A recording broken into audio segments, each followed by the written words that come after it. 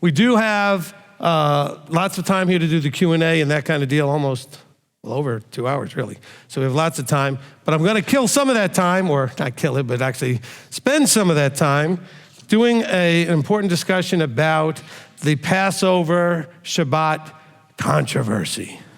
And by the way, it's a big controversy that actually is talked about quite a bit in the Jewish community over the centuries, argued about quite a bit over the centuries. All right? So let's go ahead and get into this a little bit. We'll see how far it goes. I would have liked it better if my notes had not fallen on the floor and got out of order, but I think I'll be able to get to what I want pretty easily, okay? Now, that being said, okay, let's understand what's going on. So we have, every so many years, Pesach falls on a Friday, which means that the meal will be Friday night going to Saturday. That provides its own challenges.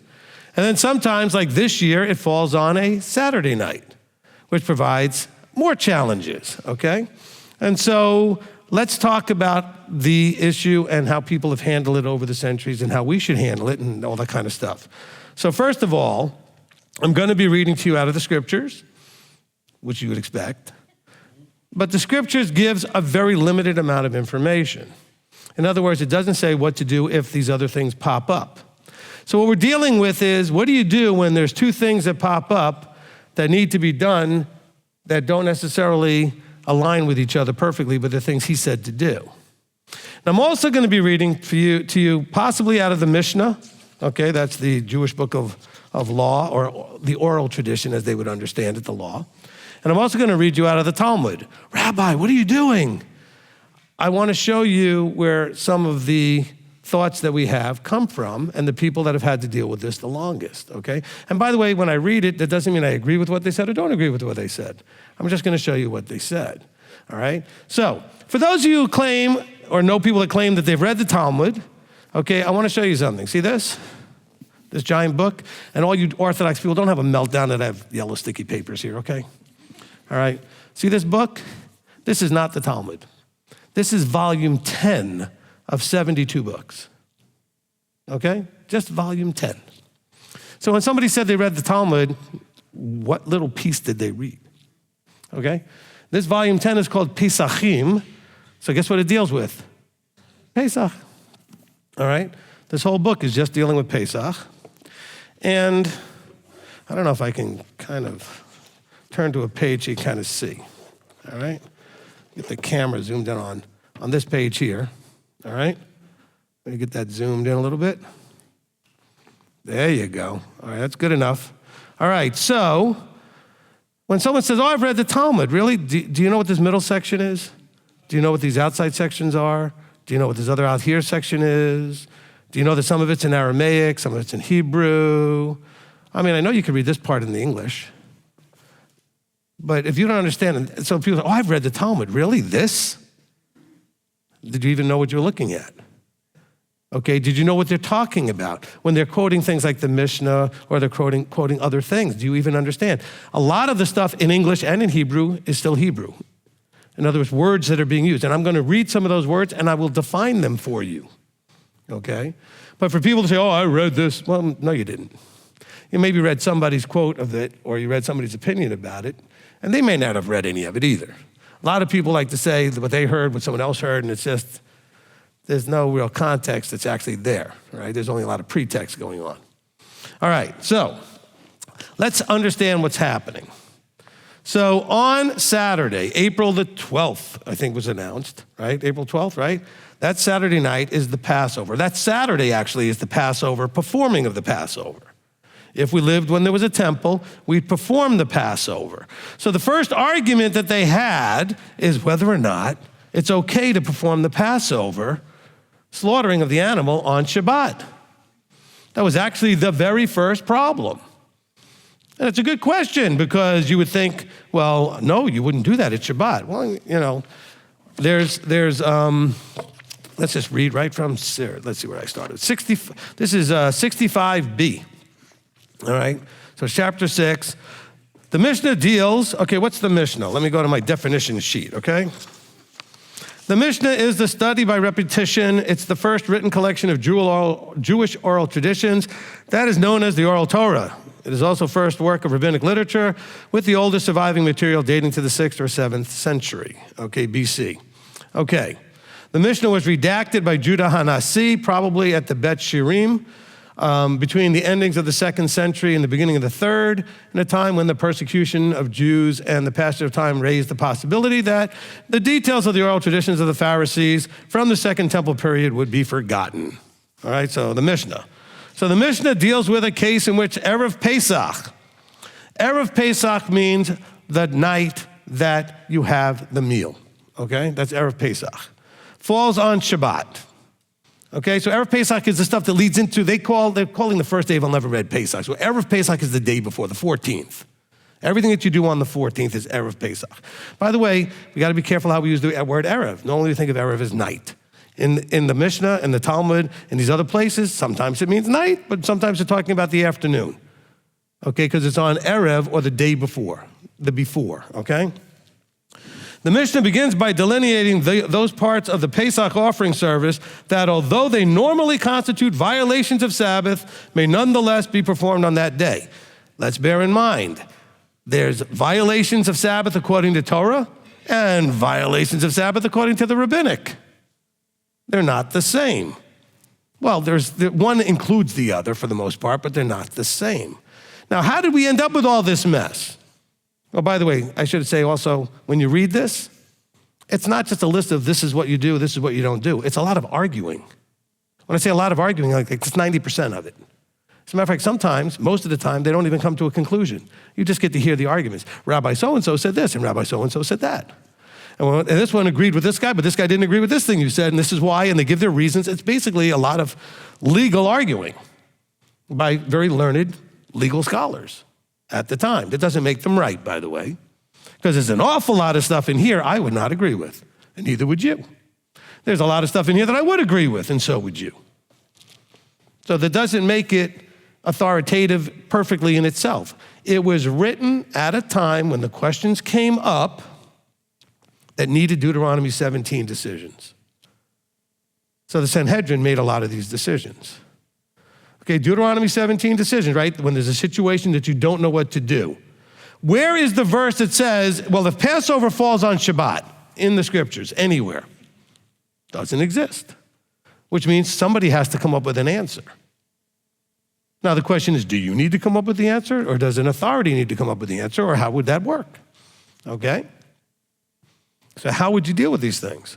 So it says it's going to delineate the parts of the Pesach offering service that, although normally constitute violations, may nonetheless be performed on that day. So they're going to, quote unquote, override Shabbat rules to do certain things. That sounds like a slippery slope, but it also can make a lot of sense. What do you do when Yahweh says to do A, but Yahweh says to do B, and they don't look like they both work? Isn't that a reasonable question? So we're told to keep Shabbat a certain way. We're also told to do the Pesach a certain way. But what if they fall on the same day, and some of the things that you normally would do for the one, you normally wouldn't be allowed to do on the other one? Let me kind of give you my overarching whatever point, Whose day is Shabbat? Yahweh's day. Whose day is Pesach? Unleavened bread? Shavuot? See, they're all saying Yahweh's. I don't know if you can hear all that, but these are all Yahweh's days, right? Sukkot, trumpets, these are his appointed times, Leviticus 23:1. These are the appointed times of Yahweh, right? So my belief, and that's what they're trying to do here to some degree, is that if it's his, then doing his thing on a day that normally you couldn't do certain things doesn't really matter. It's still his thing. It's still his thing.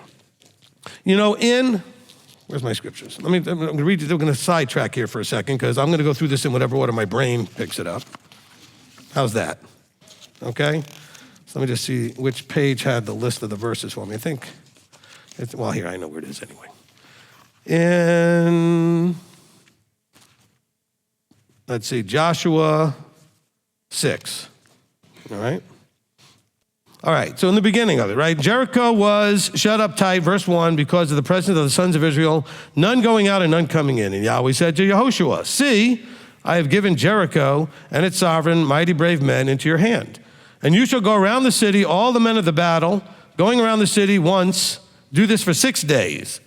And let 7 priests bear 7 ram's horns before the ark, and on the 7th day, go around the city 7 times while the priests blow the horns. Normally, would you think you could go walk around a city on Shabbat? You're not going to be carrying a bunch of stuff either, although that's a big obsession for the Jewish community, what you can and can't carry on Shabbat, which I don't see that necessarily anywhere in Scripture, but that's one of their things, right? So Yahweh said to do it, then it doesn't matter what day it is, if Yahweh said to do it. You can't do whatever you want on his days, in his times. So Yahweh said to go around, and I'm going to guess, it does not say this, sort of makes sense to me that the 7th day, when they went around 7 times and brought the walls down, that was Shabbat, because that was really more his day. But you do his things on his day because it's his day. So before we get too wrapped up on what we do or don't do on Shabbat when it's Pesach, it's still his day going into his day, okay? And so it's not like we're going from his day doing whatever you want into then whatever. It's his day going into his day. Okay, let's just kind of keep that really clear.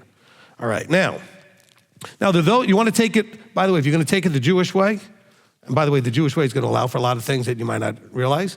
If you're going to take it the Jewish way, the Jews also believe that you can't, on Shabbat, do anything that's for after Shabbat on Shabbat, meaning like, is it good to take a nap on Shabbat? We would agree, right? It's good to rest and take a nap. Not according to the Jews if you're doing it so that you could be up later for the Passover night. Because if your mind was thinking, I'm doing this so I could be ready for tomorrow. Oh, for later, I mean, well, you're not allowed to do that. This is ridiculousness, okay?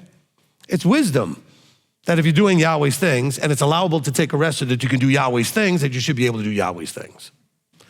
But they're going to say that you can't do that. All right? I would not necessarily agree. So here we are in Numbers dealing with that. I mean, in Joshua. Now in Numbers, man, I got to find where I put the verses.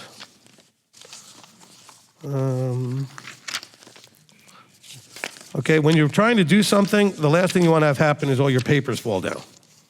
All right, here we go. Numbers chapter 7. Okay, Numbers chapter 7. Verses 11 through 89, we are not reading all of them. It all repeats itself over and over again, okay? So in verse 11, okay, actually verse 10, the leaders brought dedication offerings of the altar in the day it was anointed, so the leaders brought their offering before the altar. Yahweh said to Moshe, let them bring their offering 1 liter each day for the dedication of the altar. And the one who brought his offering on the first day was Nachshon, son of Amminadab, from the tribe of Judah. And his offering was 1 silver dish, the weight of which was 130 shekels, 1 silver bowl, 70 shekels, according to the shekel that set apart place, both of them filled with fine flour and oil and grain, etc. 1 golden ladle, 10 shekels, filled with incense, 1 bull, 1 ram, 1 male lamb as a burnt offering, 1 male goat, a sin offering, a peace offering, 2 cattle, 5 rams, 5 male goats, 5 male lambs, and this was the offering. Now, they all did the same exact thing. How many tribes are there?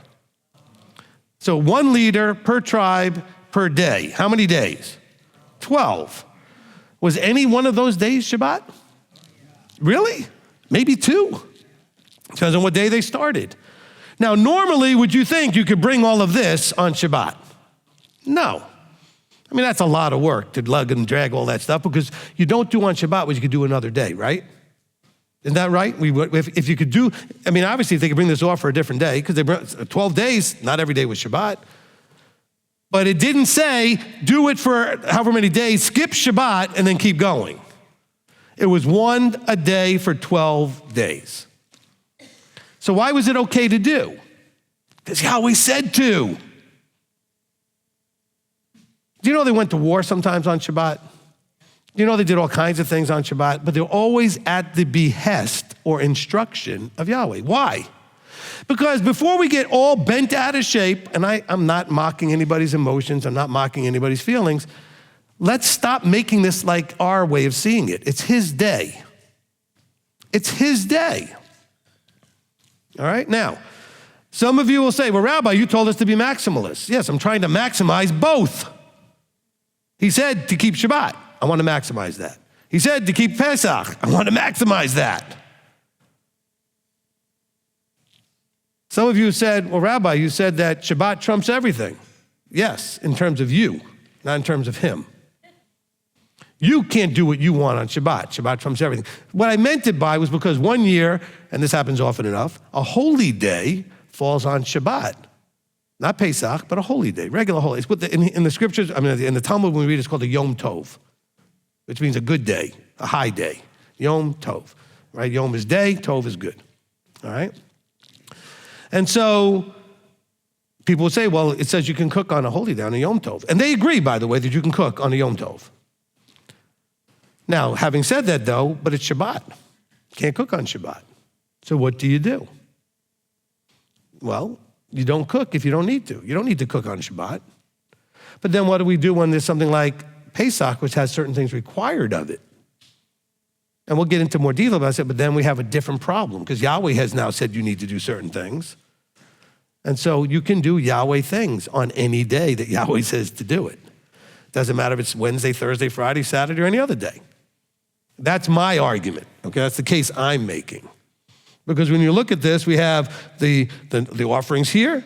You got the going around Jericho. I can find lots of examples where they went out and did things that you wouldn't think you should be allowed to do or be able to do.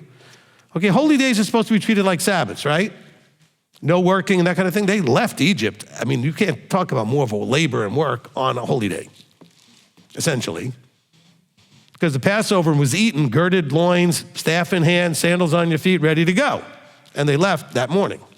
Or that next day. I mean, they had obviously gathered a bunch of stuff in the morning and then left, but they left that day. So let's kind of keep that in mind as we're going through this, all right? As we're going through this. So back to, I'll keep this out here. So back to what we're reading here. And so this is back in this chapter 6. These things are in the service of the Pesach offering that override the Sabbath restrictions. Okay, its slaughter, the throwing of its blood upon the altar, the michui, whatever that is, of its intestines, the burning of the fats upon the altar. Since these acts cannot be performed before Shabbat and cannot be postponed until after Shabbat, they may be performed on the Sabbath itself. So again, they're believing that the precedence that's there is if it cannot be done before, it still needs to be done if it's Shabbat. I agree. Now, some people got upset with what I said the other day because I didn't have obviously enough chance to explain it because I didn't think it was going to cause as much of an uproar. Because as is often with everybody, we say things assuming people know exactly what we're meaning because we know what it is in our own heads until we say it out loud, and then it doesn't always translate that way, right? So I said we are going to do everything we can to prepare for Pesach before Saturday, before Friday night, right? We're going to get it all done in advance. However, if there's anything that we cannot get done, we still need to get done, I said we might have to do some things. And that's where we got into this whole discussion, which is exactly the point they're making here, all right? So the Mishnah lists the things. Now again, we're talking about simply here the offering. We're not talking about the meal. I know some of you may say, well, what about the meal? Well, we'll deal with the meal afterwards. But let's start off with this, okay? So the law starts talking about things like, well, what about the carrying of the offering to the temple for slaughter? Now remember, because the Jews have an issue about what you can carry or not. Well, how are you going to do it if you can't carry it? Okay? All right, so then here's the funny part, all right? Some of this then deals with, in other places, the idea of severing of its wart, whatever that means. Maybe that's its genital part and they're calling it a wart. Whatever they're doing, they're covering and cutting off things, whether you can do that on the Sabbath, and oh my gosh, that takes like 15 paragraphs just for that. Much less paragraphs of just about doing the offering. So anyway. So it says, and the severing of its wart to render it fit for sacrificial use do not override the Sabbath restrictions since these acts can be performed before. So that's something you can do before. And by the way, it says that Rabbi Eliezer says this, and Rabbi somebody else says that, and they're arguing back and forth. Rabbi Yehoshua says this, all right? Now, but is this not a logical argument, okay? Let me see, okay, there's so much Hebrew in here. For if the slaughter, which is usually prohibited as a full-fledged melacha, Okay, malacha is like that work which is not allowed on Shabbat, okay, or on a holy day. That's what a malacha is. So it's usually prohibited because it's a full-fledged malacha. It overrides the Sabbath restrictions when performed for the sake of the Pesach. Then these acts, which are prohibited only because of rabbinic injunction, should they not surely override the Sabbath restrictions for this reason as well? See, now we're going to get this argument between rabbinic injunction versus Torah injunction, which, by the way, arguments that are made in here is that the rabbinic ones are higher. Okay? It says the law of a festival will prove otherwise. I said that people are arguing here. This is now Rabbi Joshua arguing against Eliezer. He says, for they permitted on a festival an act usually prohibited on a melacha, as a melacha, slaughter.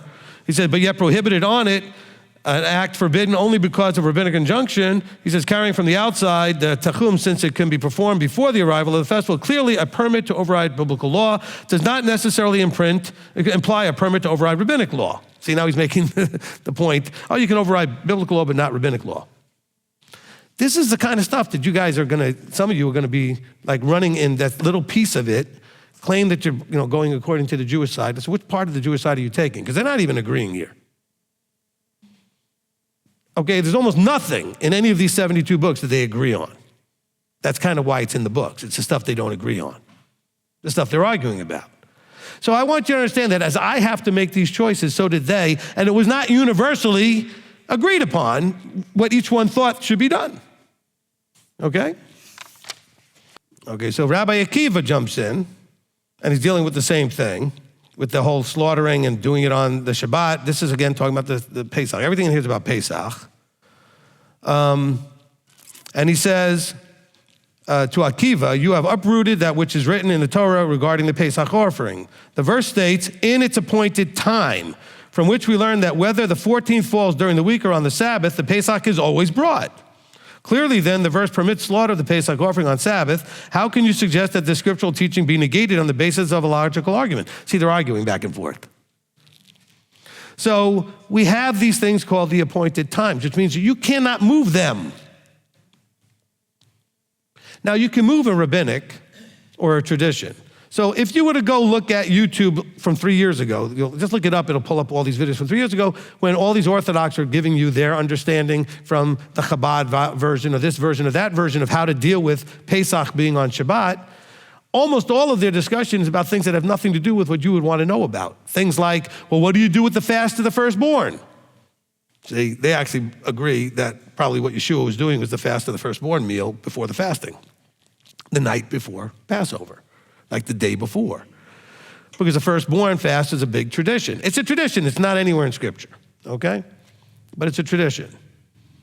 So they said, well, because it doesn't need to get done, by the way, you'd be doing it Friday night, you have that meal to then fast until Saturday, but they won't fast on Saturday. Is there any verse that says you can't fast on Saturday?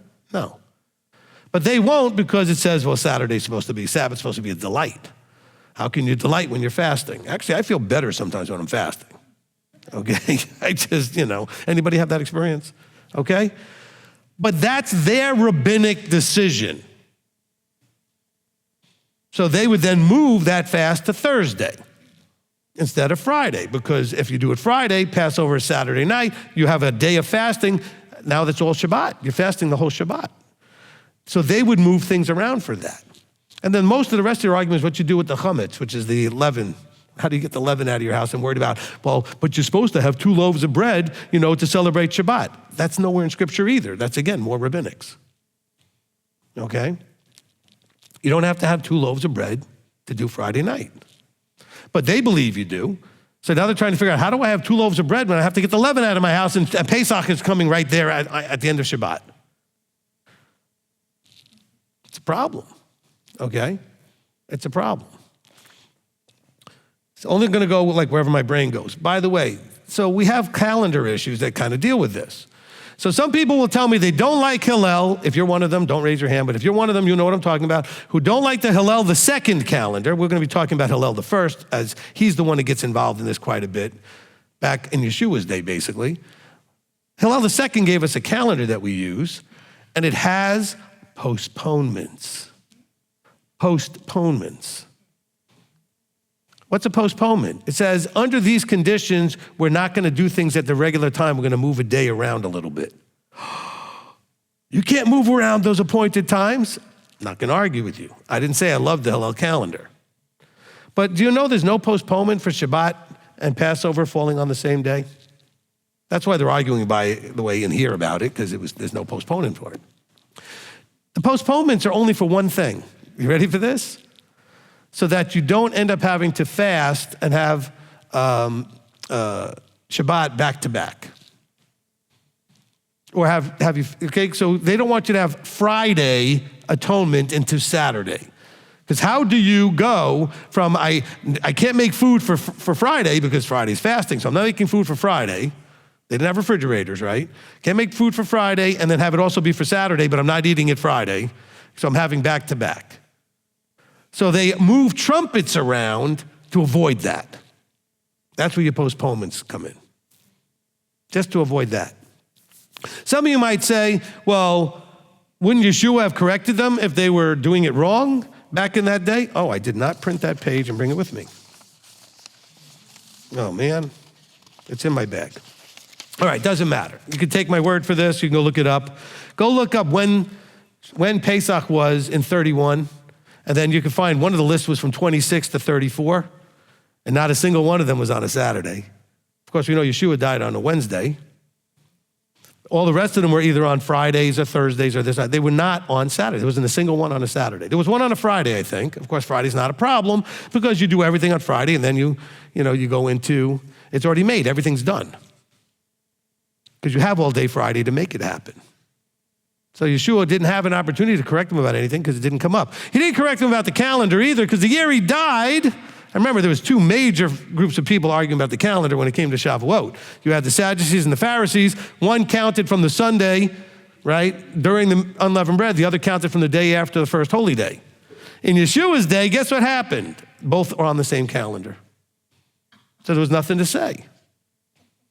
Because when you die Wednesday afternoon, Thursday's the holy day. Well, you're not doing a wave sheaf that day. Friday's preparation day, you're not doing a wave sheaf that day. Saturday's Shabbat, you're not doing a wave sheaf that day. Guess what? You're doing it Sunday. So they all ended up 50 days later on the same day. That's why it says in Acts they were there of one accord. I mean, it was like a big deal that they were all in agreement. It didn't just say, oh, by the way, they're all there. They were actually all in agreement on something they thought about. And he chose, for whatever reason, not to make an issue. It doesn't make any calendar issues. All right? So he's saying, so this scriptural teaching, can you suggest that it's going to be negated by a logical argument? And so then he says, my teacher give me an appointed time for these things things like the appointed time required for slaughter, for Pesach offering, and I will permit the performance on the Shabbat. Without such a set time, however, their performance does not override the Shabbat. And Rabbi Kiva stated a rule regarding the overriding of Sabbath prohibitions for the sake of the Pesach offering. Any malacha, thing you're not supposed to do, that could be performed before the Sabbath does not override the Sabbath. Slaughter, however, which cannot be performed before the Sabbath, does override the Sabbath. So it has to do with what you can and can't get done. All right? All right, so just kind of keep that in mind. All right, so there is mentioned in here, and I didn't read it to you. I might read it to you if it's somewhere else. There's a thing called kol v'chomer. Kol v'chomer. It's a Talmudic principle that uses logic, which is part of the logical argument happening here, to derive one law from another law. The phrase literally translates to the lenient and the strict. Okay? It's a hermetical methodology that allows for the derivation of conclusions from a minor or lenient law to a major or more strict one. The logic of kol v'chomer is that if a case that is generally strict has a particular leniency, then a case that is generally lenient will also have that leniency. This argument can also work in reverse, in areas where lenient or strict might be precisely applicable. All right? So for example, okay, it says, the Torah says that Yom Tov, a holy day, is similar to Shabbos, right, the Shabbat, but food preparation is permitted. Right? We know that. It's similar, but food preparation is permitted. Therefore, if something is known to be permitted on Shabbat, it must also be permitted on Yom Tov. That would make sense. I mean, if something's okay to do on Shabbat, it should be also okay to do on Yom Tov. And so these are the kind of logical arguments that you hear. I'm just giving you some of the style you see in the Talmudic arguments, all right?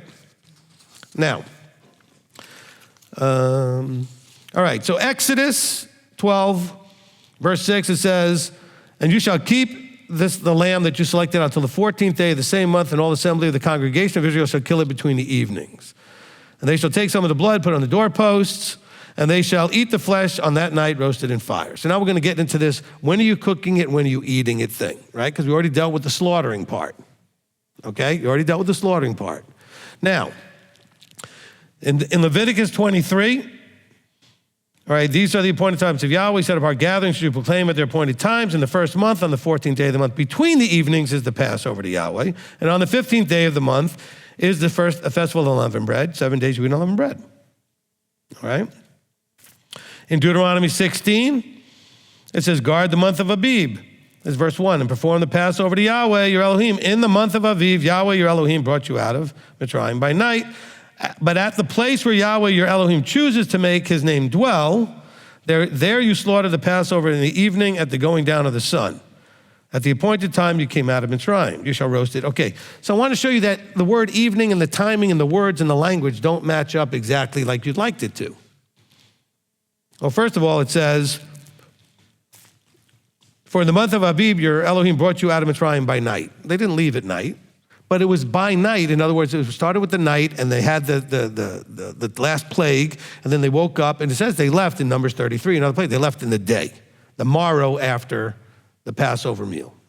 And so we have that little wording, that challenge.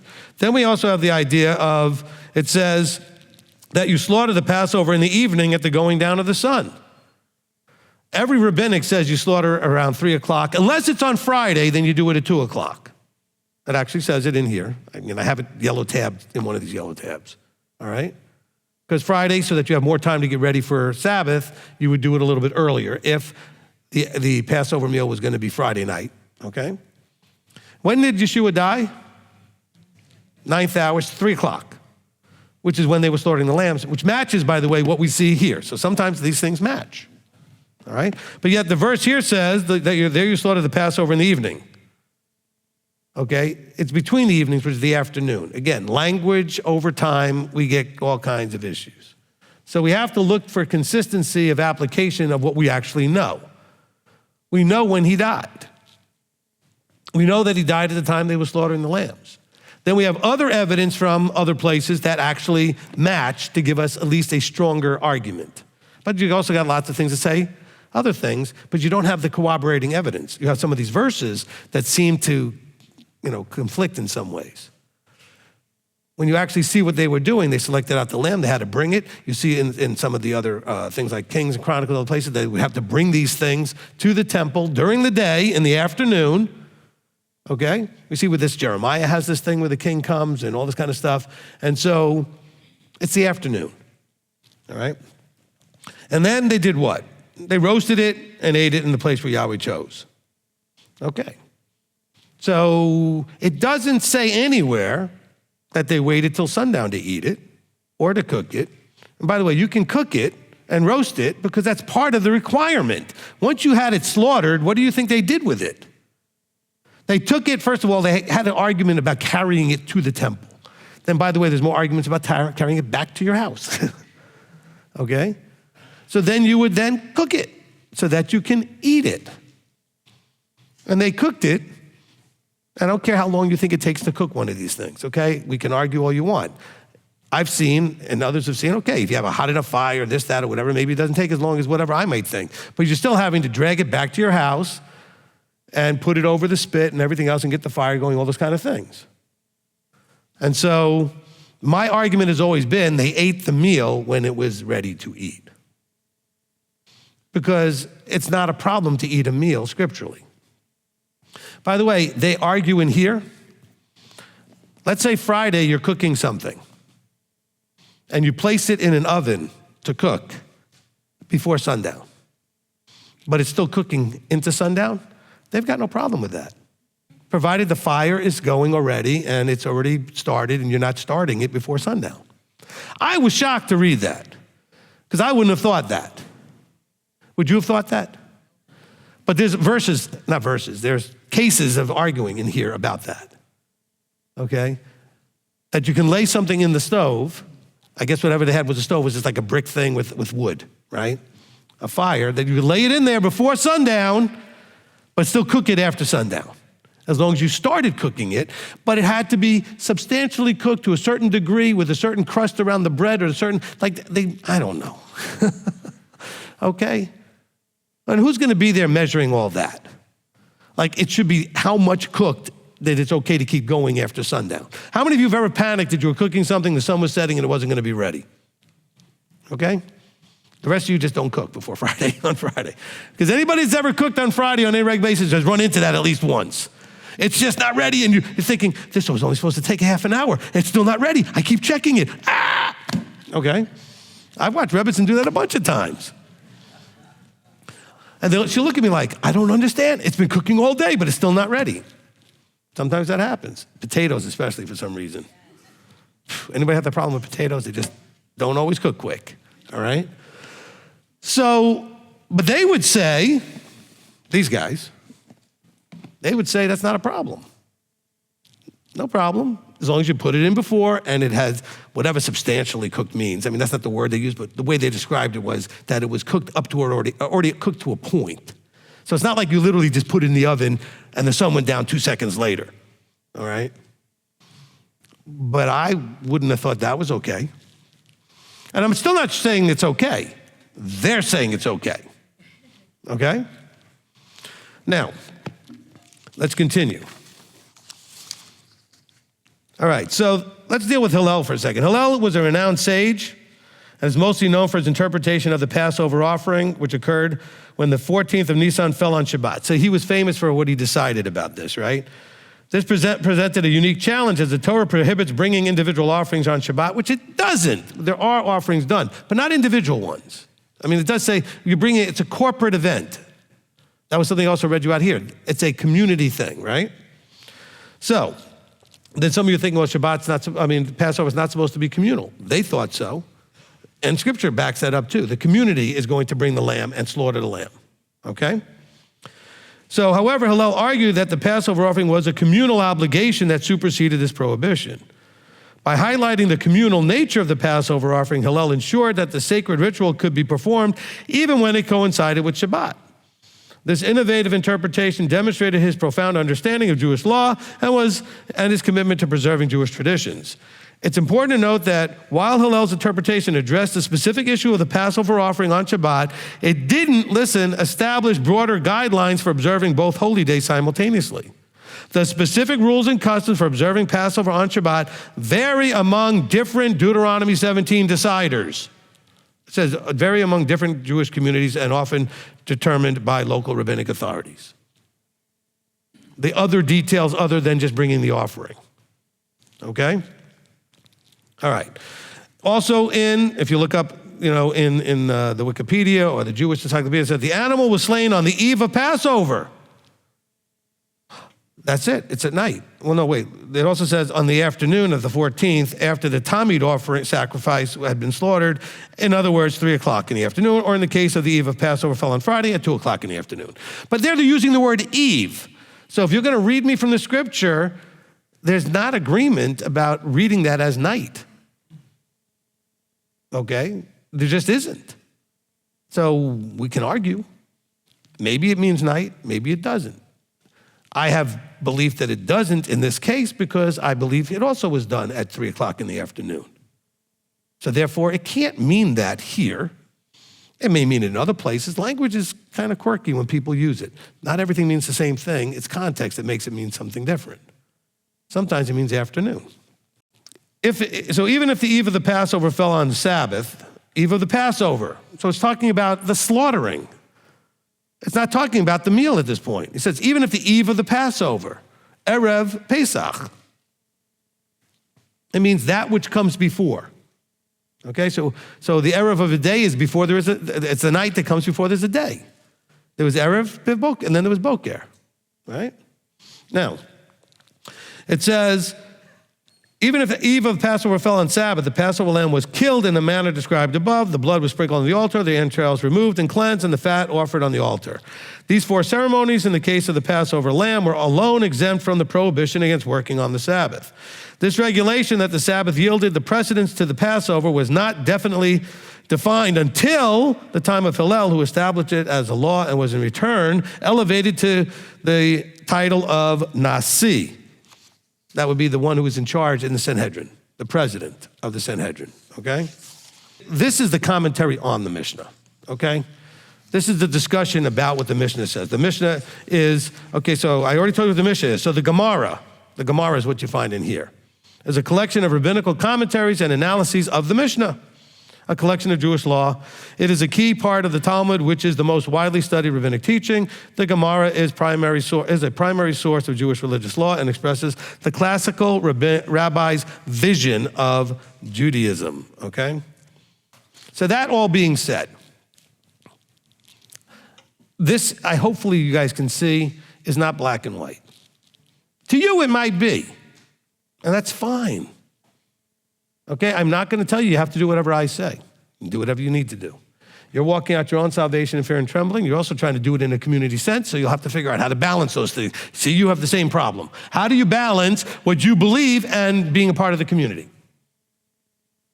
Okay, now Deuteronomy 17 tells you should do whatever the leader says, because that would be the way to go. But we're not back there with the official body and all that kind of stuff, so how do you handle that? Okay, so let me make my commitments to you, all right? When things come up, an elder can tell you this, Rabbi Tom can tell you this, anybody in the leadership can tell you this. My effort to guard and keep and et cetera, whatever the commandments are, is extreme. I mean, I make the effort. They know that. But what do you do when it's not so simple? Because it's an effort to keep 2 different things that seem a little bit challenging. How do you do that? How do you do something like that? So do you want to be the one who gets to make that decision for everybody? I'm just saying. I mean, you may think it's clear as day to you, but do you really want the responsibility, though, of making the decision for everybody? Because part of the argument, if you're going to use some of the Jewish stuff, part of the argument here is that, and Hillel made that argument, and that was part of his big deal, is he claimed this to be a communal thing. It's a family thing, but it's a communal thing. I mean, it talks about in here how they gathered in 3 groups to go bring their offerings, each group one at a time, when it was talking about doing this on Shabbat, so that they weren't all standing there at the same time at the temple. So they broke up into 3 groups, and they'd come one at a time in a certain order. Okay, so if you think that, okay, we're not back in temple days, so you might say, well, we're not in temple days, so what's it matter? I mean, we should just, then why are we even doing the meal? We should, I think, do whatever we can do. I think that's praiseworthy and important that we do what we can do. I mean, we are rehearsing these things. So no, we're not slaughtering a lamb. But unlike these guys, I'm going to have lamb at the meal. These guys won't. The Chabad is going to have a chicken neck. Okay? Because they'll say, oh, they have the shank bone. It's not the lamb shank bone. Okay? They're not going to use lamb because there's no temple. And they've made a rabbinic choice to do that. Okay? By the way, we had a lady in the congregation had a real meltdown over all this stuff, that when it came to unleavened bread, the Jews will not eat certain grains. So you can't just have pasta. Pasta's not leavened. Most pasta's not leavened. You can't just have certain things that are not leavened if it's made out of wheat or this or that, unless it's matzah. Like they've got their rules. And we've had some people in the congregation that were upset with us at Passover and unleavened bread because we would make things out of these materials that nowhere in this book, scripture, does it say you can't do. But are you going into Judaism? Are you following the rabbinics? Because if you are way, way short of what they say. Just saying. I mean, if that's where you're going to go, you haven't gone anywhere remotely in that direction yet. Okay? You have no idea what this is about. You guys want to have separate kitchens, separate dishes and everything for your milk dishes and your dairy and your meat? Your fleischadik and your milkik. Okay, this is the Yiddish for that. Sorry. Okay, I just upset Sarah Beth. All right, so she lived in Israel for a while. She's still traumatized. Anyway, so, but you need to understand, if you're keeping Pesach, you need another 2 sets of dishes. Because you can't use Pesach stuff with normal food. Someone just said, oh, for goodness sakes, you got that right. Okay, so now you got 4 sets of dishes. And you got to kosher your oven in a different way and everything else. You can't just do, that's according to these guys, okay, this stuff, all right? Then you can't do it. I mean, I'm just trying to, you make your choice. We are going to, this is now I was going to get to what my assurance is. We are going to make sure to do everything to keep Shabbat and to guard Shabbat. Came up a little while back where a holy day fell on a Shabbat, and I said, we're not cooking. It's Shabbat. Don't have to cook. You don't even have to eat. They would say you have to eat on Shabbat, because after all, you got to celebrate and be delighting. Some of us, I think when you get to a point in life, you get a little tired of eating. Like you wish you didn't have to do it because it doesn't do your body well for some reason, and you just gain weight and you just whatever, and your body is not happy with certain things you eat. Whatever. It's just like, this is a pain in the neck. I don't want to do it anymore. So it's not always a delight, okay? Or if it is, it's short term because then you pay for it later, okay? You enjoy the meal, but then you don't enjoy it later. So we didn't cook on Shabbat. But when we get these strange things, like strange meaning unusual, they don't happen every year, somebody's got to make a decision. So my decision is, if there's anything we cannot get done in time to have a proper Pesach meal for a community. Now some of you said, well, it's not a problem if we just do it in our homes. Fine, do it in your home. I see this as a community event, okay? You don't have to see it that way, I do, all right? That's my decision. Just like they made their decisions, they were in charge of these group of people, all right? They had that responsibility. I'm dealing with this responsibility. I see it as communal. And so there's some things that are a little tough to do communal-wise in advance and still have your Shabbat service. Because how do you turn this place from Shabbat service, well, we'll be in the tent, so it'll make it a little easier, so we can have this room set, but how do you turn a place from Shabbat and turn it around and turn it into Pesach? Some things may need to be done at that time. I'm hoping it's almost zero. Do you understand? I'm a maximalist. And I'm going to encourage everybody on the team to do everything they can to do stuff in advance. Anything we can cook in advance. But don't you think we're going to have to heat up a whole bunch of stuff? And by the way, back then, they certainly couldn't do that. There was no refrigerator, so if you cooked it, you ate it. You weren't keeping it. It would spoil, okay? But we can do it. So I'm going to use what we have. Just like right now on Shabbat, we're broadcasting using electricity over the internet. I'm using what's available to maximize what I believe he wants done on Shabbat. I mean, how far do you want to take the Shabbat thing? You want to be a Karaite and not even turn on your electricity? That's a version of Jews that doesn't like the rabbis at all, but they have their own sort of way of looking at things. So they turn off their power on Shabbat. It's kind of rough in the winter, I would think. Okay? And in the summer, but they turn off their power.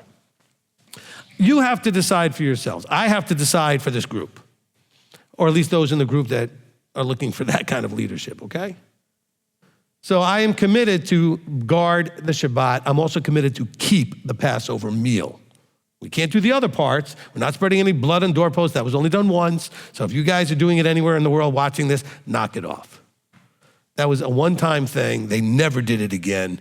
Every now and then I hear about groups here in the States where they're literally doing this. They're killing a lamb and putting blood on the doorpost. I said, what are you doing? Okay? Nobody in this book did that, and nobody in this book did that. I don't know any book where they're doing that. You're just making stuff up. Okay? So I will make the effort to make sure we're able to do the Passover meal. And so it will have the elements that are needed for the Passover meal. We also may incorporate some of the traditional things. I have no problem with traditions, as long as those traditions make sense scripturally, enhance the observation, don't conflict at all with Torah. So are we going to have, for example, charoset? Yes. It's delicious. One of my favorites. But it's not anywhere in here. What does it say you need to have for the Passover meal? Unleavened bread, bitter herbs, and a lamb. That's it. Okay? The rest of it is all tradition. Okay? Well, what about the 4 cups? They're mentioned, by the way, in here too. But that's a tradition. There's no 4 cups anywhere in here. Although we do believe that, well, I shouldn't say that. There are those that believe the Last Supper was a Passover, believe that the cup of wine that Yeshua was pointing to was one of the 4 cups. I don't think so, because I don't think it was the Passover. I think it was the meal before the fasting of the firstborn. But those who teach that it was a Passover often will say, well, that's why you had the wine. No, they had the wine because every fellowship meal had the wine and the bread. Okay? Every fellowship meal celebrating any kind of an occasion had wine and bread. All right? You had a bunch of your family show up at your house, you brought out the wine and the bread. Okay? Any kind of an occasion, you brought out the wine. You did Kiddush and Motzi. The Jews still do it that way today. Any kind of gathering, Kiddush and Motzi. All right? And so hopefully we're starting to make some sense here. I wanted you to just be challenged with this. So just to be clear, it's not clear. No, don't laugh. That wasn't a joke. He does allow, no, I know you think it was funny. I'm saying he does allow a need for Deuteronomy 17. That's why he put it there. Because there will be matters that come up that you don't know what to do. And so what do? Well, somebody's got to make a decision. Somebody's got to look at the situation, evaluate it, and say, well, this is what we're going to do.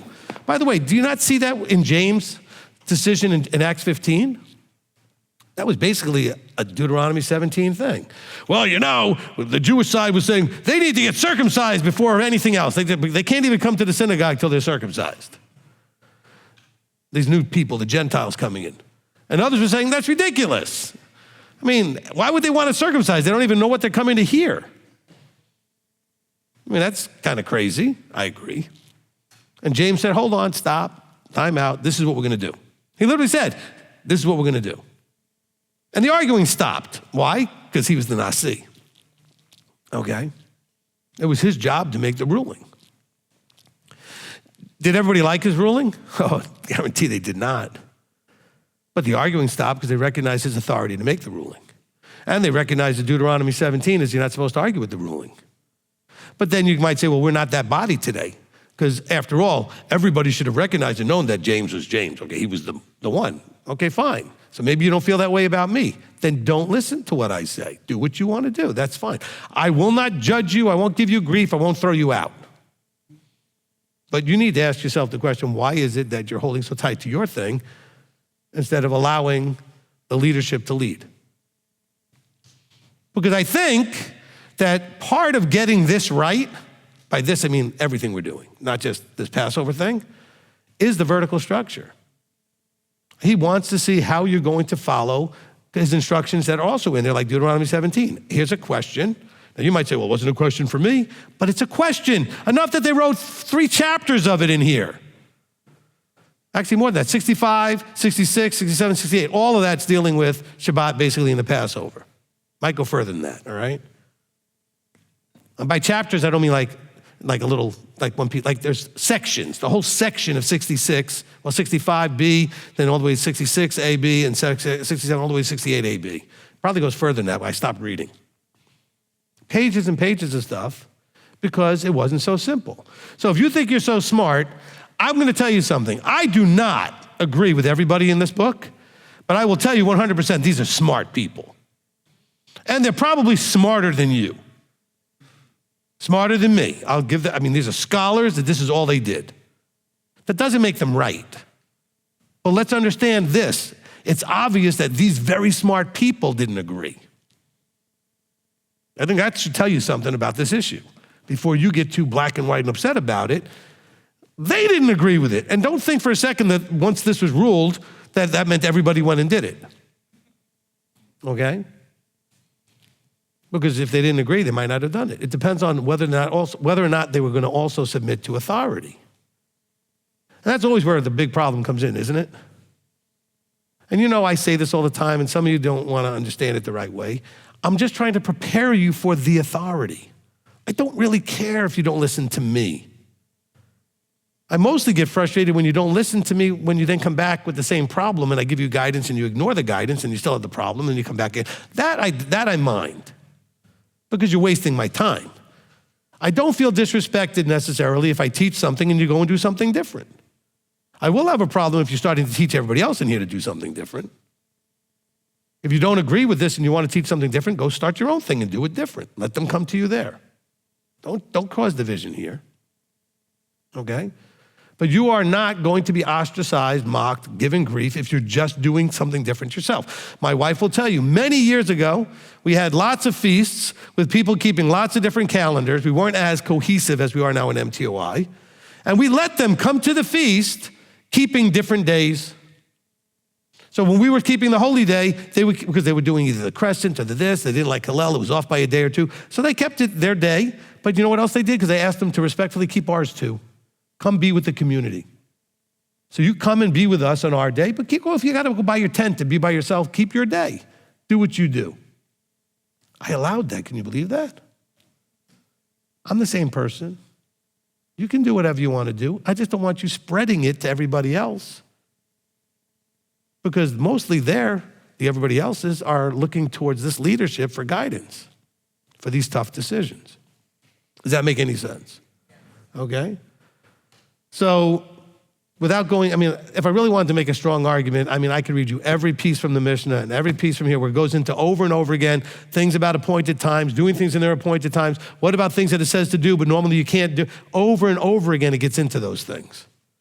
And you know what it always comes down to? They're not agreeing. I like certain arguments, obviously, that are being made as to, well, if this has to, I like the argument that says, well, it has to be done because he said to do it, then it shouldn't matter what day it is, okay? If he says it has to be done, it shouldn't matter that it's Saturday or not, because I see lots of evidence in here, this is the real authority, scripture, that they did lots of things he said to do that normally you would think, oh, what? On the holy day, on a Shabbat, on whatever, that they did these things? Yeah, they did. Yeah, they did. Do you think for a second with how many people, I don't know the answer to this, maybe Rabbi Berkson, how many times did they move in Numbers 33? Was it 42? Because that number comes to my head also. Only because I read Douglas Adams and it's the meaning of life is 42. Okay, anyway, so you guys don't know that book, don't worry about it. The key is, do you think maybe any of those 42 times might have been on a Shabbat? Just to see how they would handle it? The cloud moved? I wonder. I don't know. Because Yahweh, is he concerned with Shabbat or is he more concerned with obedience to him? Which one? Now, Shabbat is obedience to him. But that's why he made them do some things on Shabbat, because it's still his day. They walked around Jericho. Those walls came down. One of those days was Shabbat. They gave those offerings, 12 of them, 12 days. There's not a Jew in here that would think you were allowed to carry and bring all that stuff on Shabbat. Okay? Would we agree? Not carrying ladles and this and that and all this stuff and wheelbarrows full of stuff, carts full of stuff. Not to mention all the animals. There's no way they would say that that's appropriate. But Yahweh said, do it. It's his day. You know what that means? He can have you do anything he wants on that day. It's his day. Notice what I said, though. He can have you do anything he wants on that day, not anything you want.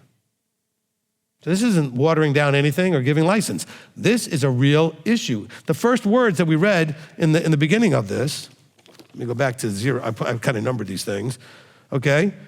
So it says, the Mishnah deals with a case in which Erev Pesach falls on Shabbat. And it begins by delineating this problem. This is a problem. They need to know what to do. I mean, like this whole section, chapter 6, is all about that. Okay, and look at how many pages this is. This is just getting to 68. I'm still just barely into 68 from 65. It's pages and pages. I can tell you the page numbers because they don't number the pages. They just put 68A, 68B, 69A, 69. I mean, so I have to figure it out that way. And by the way, you know how I got into all this? Because somebody looked this stuff up and it said Pesachim 68B or A, and they couldn't click on it and find it. So I just looked behind my desk and I grabbed it off the wall and looked it up. Because I have it right here. So thank you for that, all right? Because then I got to look things up. So I don't want you to think that I think this is simple. Hopefully I conveyed that pretty clearly. I don't think it's simple. I have no problem with you disagreeing with something I might say or not. What I want to be clear is this. I did not say you can do anything on Shabbat getting ready for Pesach. I said you need to do everything you can to not do that. Was that clear? Because people heard me last week, and I went back and played it, so I'm sure I know what I said. I did not say you could cook the Passover meal on Shabbat. Now, I did say you may get some things that just can't get done in advance that you may have to do, that normally you would think you shouldn't do. Maybe, but maybe you don't have to. Maybe you can make the effort and find a way around it. We have 3-4 months for this, right? Until April, we got more than 4 months, right? Let's make the effort. Be a maximalist. I did not give anybody license to do anything. I simply said that we need to maximize doing what he said. And if there seems to be a conflict, then somehow we have to figure out the best way that we can to be as maximalist as we can to do what he says. That fair? Okay? All right? What would you have done back then if by the time you got back from the temple and you were the last group, there was 3 groups, the way they say it in here, to do it, and you had your lamb and you brought it home and the sun is setting and you're trying to get this thing roasted, and what are you doing? And it's still Shabbat anyway. I mean, are you going to just wait till after Shabbat and eat this thing at midnight? Well, they had to be ready to leave. The death angel thing was going on and everything else. This is a communal commemoration. It's not like you need to do this with your eyes half closed and it's like midnight already. It was supposed to be like the dinner meal. And so how do you do all of these things? If you're first, maybe it's a little bit easier. If you're last, maybe it's not a little easier. I don't know. However you do it, leave it up to you. Some of you would say, I would wait till sundown and then start cooking it. Fine. You do that. We're going to try to do it the best we can because we have refrigerators. And we're going to make everything we can in advance. We do that anyway because feeding 400 people is hard to do if you don't cook most of it in advance.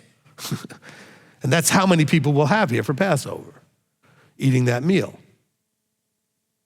And so, yeah, we will make that effort. So now that concludes my introduction to Zone 1. All right?